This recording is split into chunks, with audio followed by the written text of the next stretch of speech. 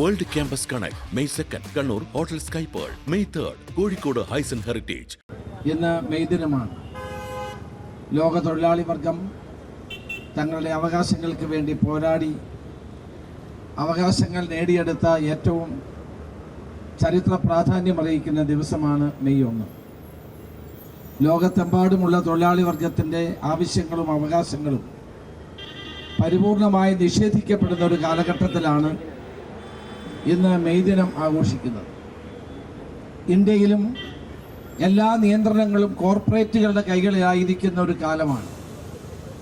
Pandit Jawaharlal നെഹ്റുവും ഇന്ദിരാഗാന്ധിയും Indian തൊഴിലാളി വർഗത്തിന് വേണ്ടി പാർലമെന്റിൽ നിരന്തരമായ നിയമനിർമ്മാണങ്ങൾ നടത്തുകയുണ്ടായി. എന്നാൽ മോഡി ഗവൺമെന്റിന്റെ കഴിഞ്ഞ 15 വർഷം കൊണ്ട് എല്ലാ തൊഴിൽ നിയമങ്ങളെയും കാറ്റിൽ പറത്തുകയും എടുത്തു കളയുകയും ചെയ്തിരിക്കുന്നു. തൊഴിലാളികൾ എത്ര 8 മണിക്കൂർ ജോലി, 8 മണിക്കൂർ വിശ്രമം, 8 മണിക്കൂർ വിനോദം എന്ന ആ ആവശ്യത്തെ പരിപൂർണമായി നിഷേധിച്ചുകൊണ്ടാണ് ഇന്ന് മുന്നോട്ട് പോകുന്നത്. കഴിഞ്ഞ ദിവസം ഇന്ത്യയിലെ ഏറ്റവും പ്രധാനപ്പെട്ട വ്യവസായികളിൽ ഒരാളായ നാരായണമൂർത്തിയുടെ ഒരു വാർത്ത ഞാൻ വായിക്കുകയുണ്ടായി.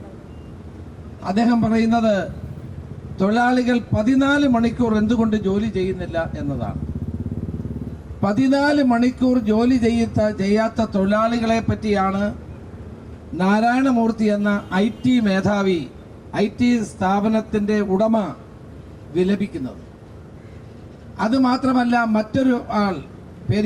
മറ്റൊരാൾ പറഞ്ഞത് 16 മുതൽ 17 മണിക്കൂർ വരെ ജോലി ചെയ്താൽ പുരോഗതി ഉണ്ടാകുമെന്നാണ്. തൊഴിലാളി എന്ന് പറഞ്ഞാൽ എന്താ, യന്ത്രമാണോ? തൊഴിലാളികൾ എന്ന് പറയുന്നത് യന്ത്രമല്ല.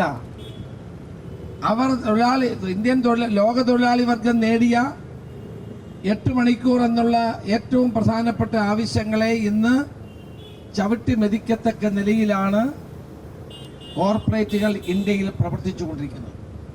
ഏത് സമയത്ത് വേണമെങ്കിലും തൊഴിലാളിയെ പിരിച്ചുവിടാം. ഒരു കോമ്പൻസേഷനും കൊടുക്കാതെ തൊഴിലാളികളെ തൊഴിലിൽ നിന്ന് ഒഴിവാക്കാം. അവർക്ക് ഇഷ്ടപ്പെട്ട വേതനം കൊടുത്താൽ മതി. മോഡിയുടെ നാട്ടിൽ ഗുജറാത്തിൽ മിനിമം കൂലി എന്ന് പറയുന്നത് 250 രൂപയാണ്. അത് പലയിടത്തും കിട്ടുന്നില്ല. 200-ൽ താഴെയാണ് പലപ്പോഴും മിനിമം കൂലി കിട്ടുന്നത്. ഇവരൊക്കെയാണ് തൊഴിലാളി വർഗത്തിന്റെ അവകാശങ്ങൾ പരിപൂർണമായി കവർന്നെടുത്തുകൊണ്ട് മുന്നോട്ട് പോകുന്നത്. ഇത് നമുക്ക് അംഗീകരിക്കാൻ കഴിയുമോ? ലോക തൊഴിലാളി വർഗം നേടിയ അവകാശങ്ങളെ ചവിട്ടി മെതിച്ചുകൊണ്ട് തൊഴിലാളികളെ കോർപ്പറേറ്റുകളുടെ ദയാദാക്ഷിണ്യത്തിന് വിട്ടുകൊടുക്കുന്ന അപകടകരമായ ഒരു സാഹചര്യത്തിലാണ് ഇന്ന് ഇന്ത്യയിലെ തൊഴിലാളി വർഗം മുന്നോട്ട് പോകുന്നത്.